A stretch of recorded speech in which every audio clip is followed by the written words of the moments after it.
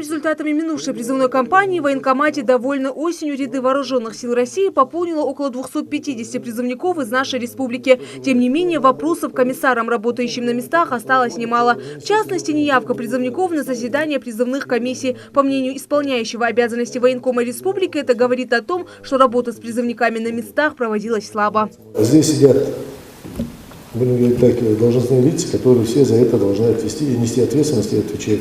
Не менее важно проводить с молодежью агитационную работу, чтобы ребята сами изъявляли желание служить в рядах вооруженных сил и учиться в военных заведениях. По итогам осенней призывной кампании работой образовательных учреждений военкомат остался недоволен. Немало работы предстоит провести и общественным организациям Ингушетии. Различные общественные организации по линии министерств, ведомств, по телевидению будет проведена и проводится определенная работа. Мы сейчас тоже планируем и собрать всех наших ребят, призывников. Также планируем собрать ребят, которые планируют поступить в учебное заведение Министерства обороны, другие федеральные учебные заведения других федеральных органов исполнительной власти.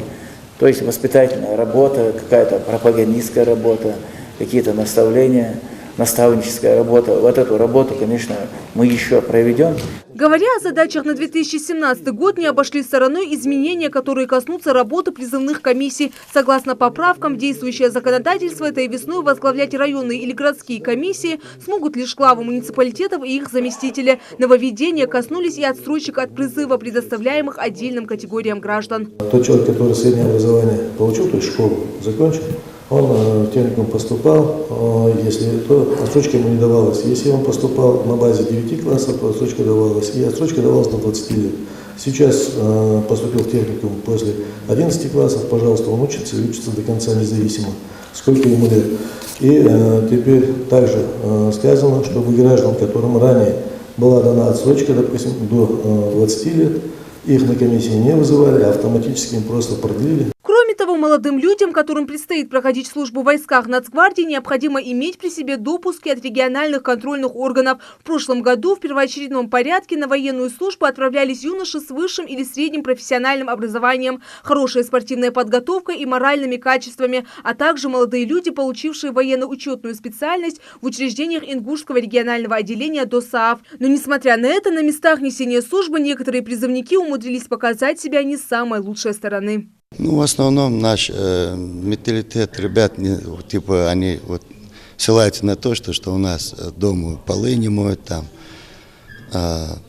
подметать, в этом плане они не хотят. А так трудностей наши ребят не боятся.